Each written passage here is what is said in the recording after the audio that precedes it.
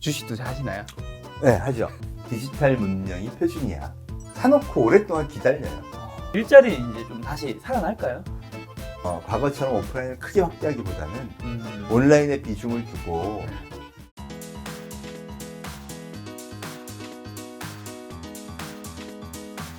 오늘 시는 바로 클라우스 슈밥의 위대한 리셋 편입니다. 제가 읽기로 교수님은 그 굉장히 스마트폰에 뭔가 전문가라는 인식이 있어요. 네. 항상 스마트폰 관련된 네. 그 강좌라도 이런 것도 네, 많이 하셨던 네, 것 같은데 스마트폰이 인류에 가져온 변화가 많은데 그 다음 넥스트 스마트폰의 방향은 교수님은 뭘로 보세요? 지금 그걸 얘기하는 사람이 딱 그 일론 머스크죠. 네, 여기다 막 꽂아가지고 뭐 한다. 원숭이한테 막 꽂아가지고 막 하고 그러는데 그건 뭐 휴먼 네이처 입장에서 보면은 되게 오래 걸리고 좀 그럴 거라고 보이고요. 당분간은 손에서 떠나지 않는다. 휴먼의 생물학적 특징이 그래요. 사피엔스가 제일 발달한 게 손이죠. 그래서 이 손목에 가도 잘 안 돼.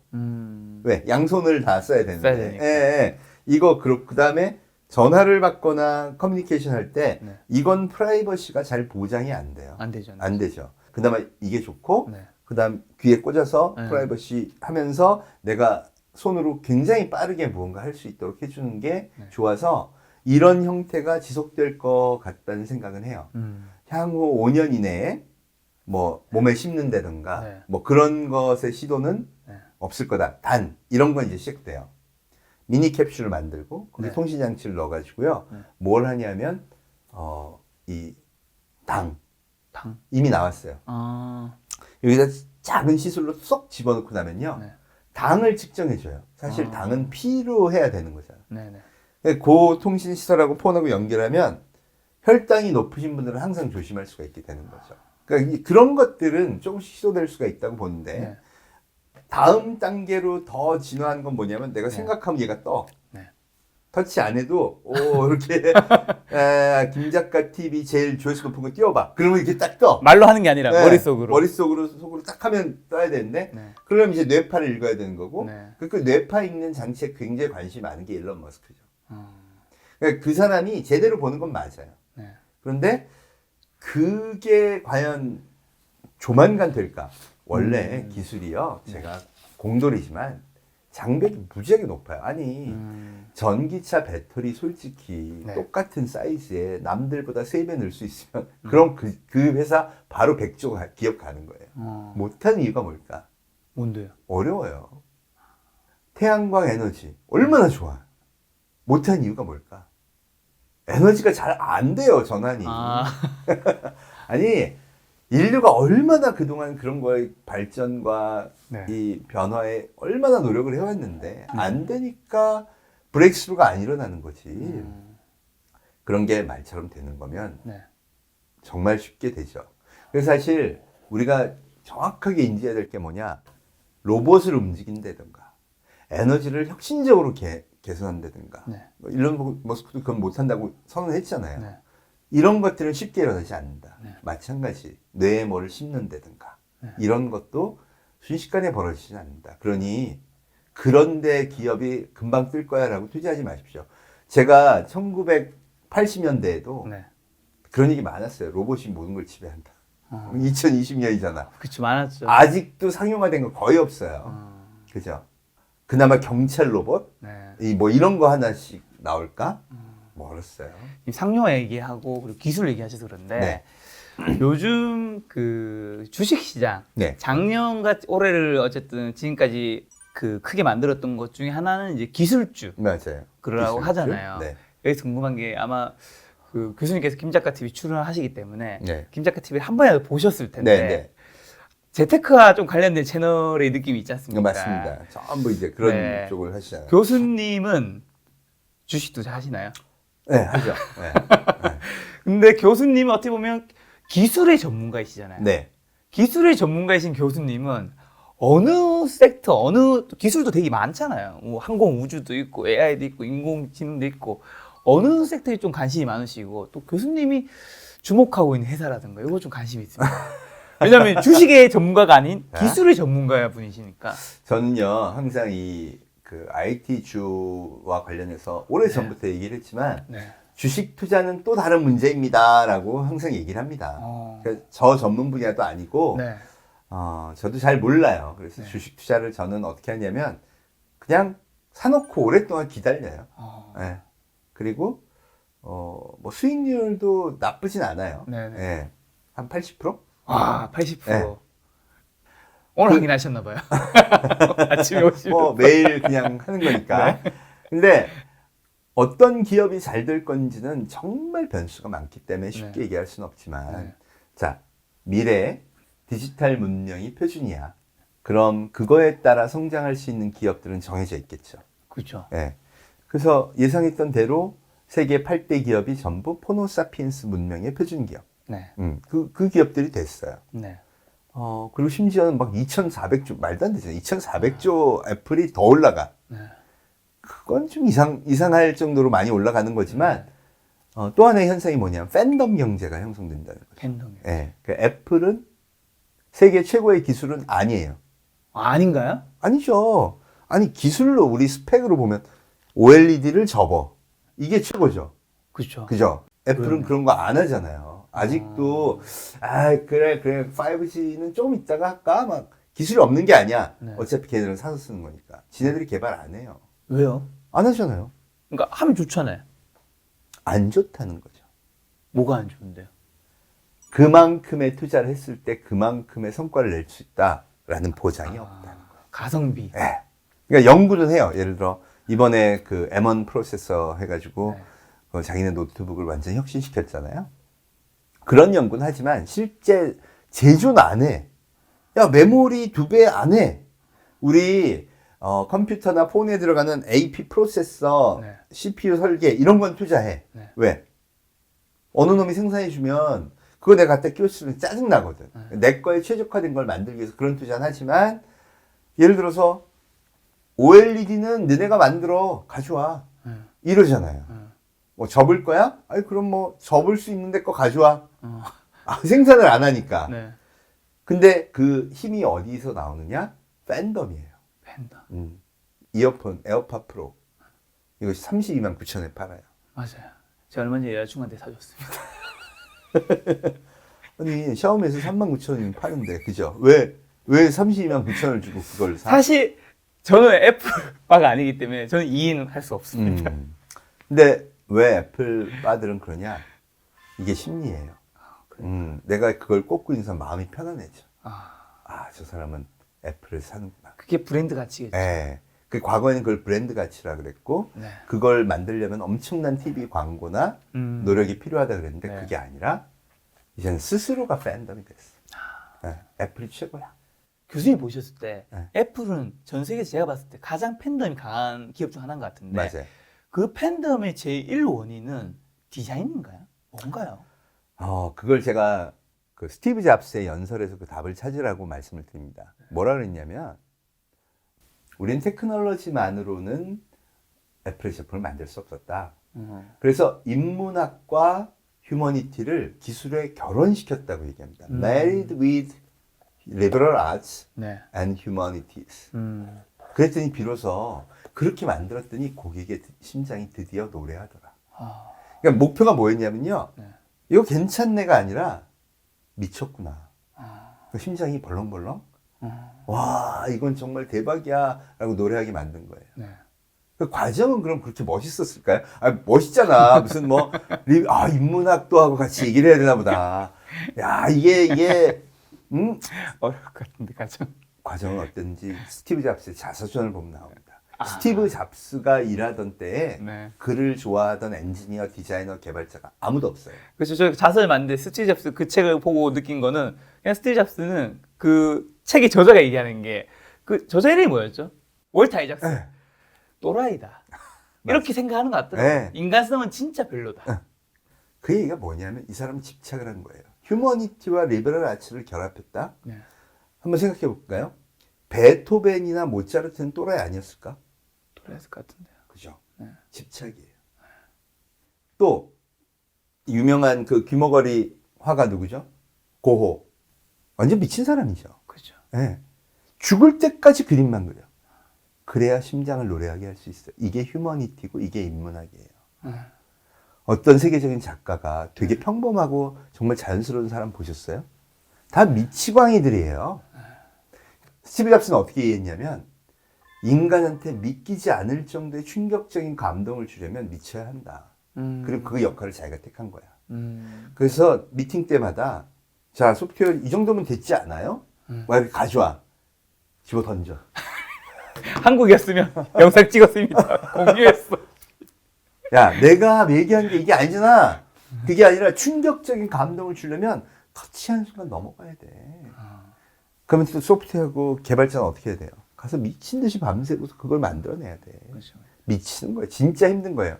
디자이너하고 프로덕트 디자이너하고 소프트웨어 엔지니어하고 맨날 같이 일해야 돼. 이게 핵심이에요.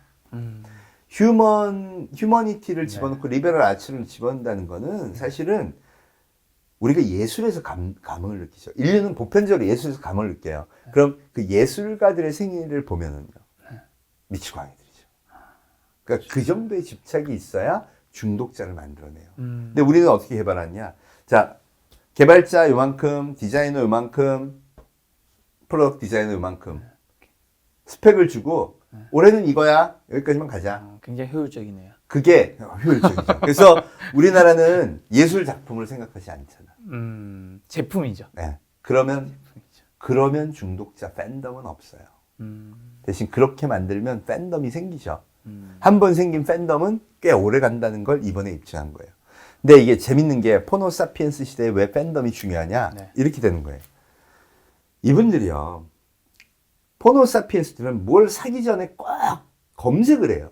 네. 그죠? 네. 네. 검색을 하다 보면 뭘 사야 될지 고민이 생겨. 네. 이걸 TMI라 그러죠. 너무 정보가 많아. 투머치 인포메이션. 너무 많죠. 그럼 뭘 만드냐? 심리적으로 결정장애를 만들어요. 아. 모든 포노 사피엔스들은 그래서 요즘 결정장애예요. 맞아요. 심지어 점심 뭐 먹지도. 맞아요.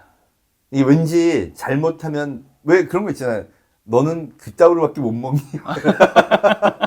야, 네가 검색 능력이 떨어지니까 배달도 그따위로 시키는구나. 뭐 이렇게 될까봐. 맞아. 그러니까 되게 그게 불안해. 근데 하나의 브랜드를 선택하는 순간 평안해.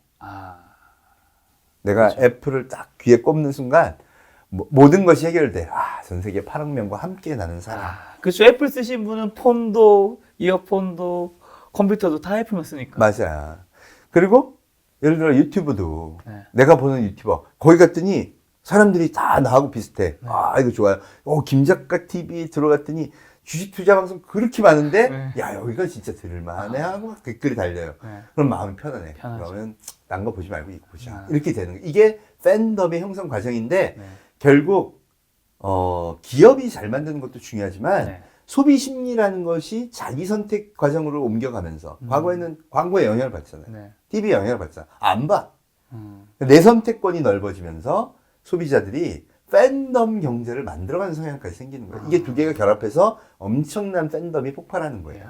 옛날에는 뭔가 광고라면 지금은 소비자의 선택이 선택을 만들고 선택이 모여서 팬덤이 만들어지죠. 그렇죠. 리뷰가 또 팬덤을 낳고 계속 이렇게 가는 거예요. 라이브 방송이 왜 잘 됐냐? 야, 쟤한테 샀더니 괜찮더라. 그럼 앞으로 고민하지 말고 걔만 믿고 사자. 계속 이렇게 확산되는 거예요. 애플.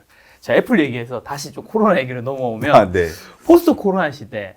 사실 코로나 때문에 일자리가 굉장히 많이 사라진 걸로 알고 있고 심지어 미국에서는 몇 천만이 사라진 걸로 제가 책에서 봤거든요. 일자리는 이제 좀 다시 살아날까요? 아무래도 살아나겠죠. 이제 국가별로 백신을 맞는 사람들이 70% 이상이 넘어가면 아마 국경도 좀 풀릴 거고 그러면 그런 과정을 통해서 그동안 일자리를 잃었던 사람들이 정부 지원으로 버텼던 사람들이 이제 새로운 일자리를 만들어가는 과정이 형성될 거라고 저도 보고 있습니다. 다만 과거에 이제 경험이 있잖아요. 교훈을 얻었잖아요. 그래서 과거처럼 오프라인을 크게 확대하기보다는 온라인의 비중을 두고 그런 위기에 왔을 때 우리가 적응할 수 있는 전략을 만들어가고 그런 인재를 키우고 그런 일자리를 만들어가는 게 이제 정착할 거라고 봅니다. 또 많은 분야에서 우리가 재택근무라는 걸 경험했죠. 이 재택근무도 그런 차원에서는 상당히 보편화되고 정착될 가능성이 높다고 보죠. 책에서 보니까 포스트 코로나 시대에는 일자리를 잃고 걱정하고 비참하고 붕괴하고 병들고 굶주린 사람이 극적으로 늘어나 있을 것이다라고 하는데 맞습니다. 제가 듣기로 사실 코로나 때 원래 회사에 아까 전에 그 방송국에서 그 일하지 않는 인력들이 많다고 했지만 실제 기업에서도 그런 인력들이 있을 수 있는데 네, 이게 성장기에는 사람을 짜기가 굉장히 힘들다고 하더라고요. 맞아요. 왜냐하면 너무 잘 나오고 있는데 자르면 이 여론이 형성될 수 있다 보니까 근데 코로나라는 큰 병곡점이 생기면서 기업한테 잘라도 되는 뭔가 명분을 줬다. 맞습니다. 근데 그 기업들이 가식 고용을 조금은 늘리긴 하겠지만 크게 늘리지는 않을 것이다라고 하는데 어떻게 보세요? 저도 정확하게 그렇게 예상하고 있습니다. 그래서 지금의 앞으로 코로나 이후에 경기가 회복될 시점에 어떤 현상이 일어나냐면 K-회복이라고 많이 얘기하죠. K회복. K자 회복. 이게 오면 이렇게 가다가 전부 다 같이 올라가야 되는데 네. 잘 나가는 사람은 더 잘 나가고 네. 이 안 좋은 사람들은 더 나빠지는 거예요. 오, 요거 경계치는 맞습니다. 뭔데요? 그러니까 이게 디지털 문명에 익숙하고 준비한 사람, 안 하는 사람. 그래서 병들고 약하고 취약하고 교육 못 받고 이런 사람들이 더 힘들어질 거라고 클라우스 슈밥도 지적을 했고 네. 그게 거의 모든 전문가들의 진단이라고 볼 수 있습니다. 그럼 이분들은 여기서 이제 디지털에 강하신 분들은 이제 어차피 살아남는 건 알겠어요. 그럼 사실 이분들은 잘하실 테니 우리가 걱정할 필요는 없고 이분들은 도대체 좀 어떻게 해야 될까요? 사회적으로 이제 도와줘야 된다고 저는 보고 있습니다. 아무래도 디지털 문명을 잘하는 친구들이요. 젊은 사람들이죠. 그렇죠. 네. 네. 대학생들. 네.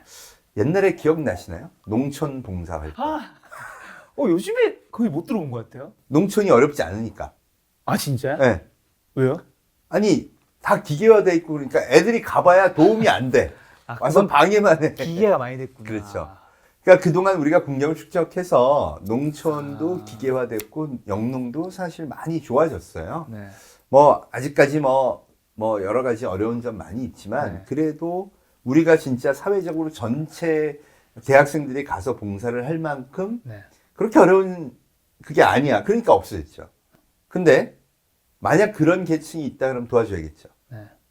그래서 제가 요즘 주창하고 있는 게 D활을 하자. 디활. D활. 네. 농활이었잖아요. 네네네. 디지털 봉사활동. 아. 이게 뭘 하는 거냐? 네. 대학생들은 대학생대로 예를 네. 들어 사실 그런 거 많잖아요. 그 강원도에 감자 재배를 했는데 네. 판로가 없어요. 그러니까 이제 우리 정부회장하고 네. 백 대표님이 서로 해가지고 팔아주고 이마트에서 팔아주고. 근데 그렇게 하지 말고 그건 한 번에 하는 거라고 치면 네. 자 강원대 학생들이 음. 가서 샵을 만들어 SNS 방송도 해줘. 그러면서 이 친구들은 실전으로 도대체 SNS에서 광고는 어떻게 하는 거고 판매는 어떻게 일어나고 샵은 어떻게 만들고 배송은 어떻게 해줄까. 그분들은 대책이 없지만 이 친구들은 네. 한 학기 수업을 하면서 그걸 할 수 있죠. 네. 그럼 디지털 봉사활동을 하면서 자기도 SNS 문명에서 살아가는 네. 학습을 하게 되고 그렇죠. 저분들은 저분들대로 그 도움을 받아서 아 내가 맨날 농협에다가만 납품하는 게 아니라 D2C 다이렉트 투 커스터머를 할 수 있겠구나. 그럼 거기서 잘 되는 건 뭐야? 네.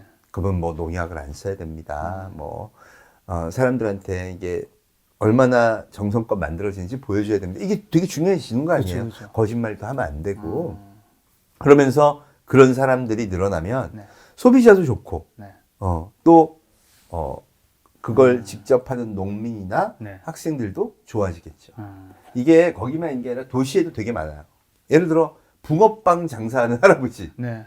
참 답 없죠.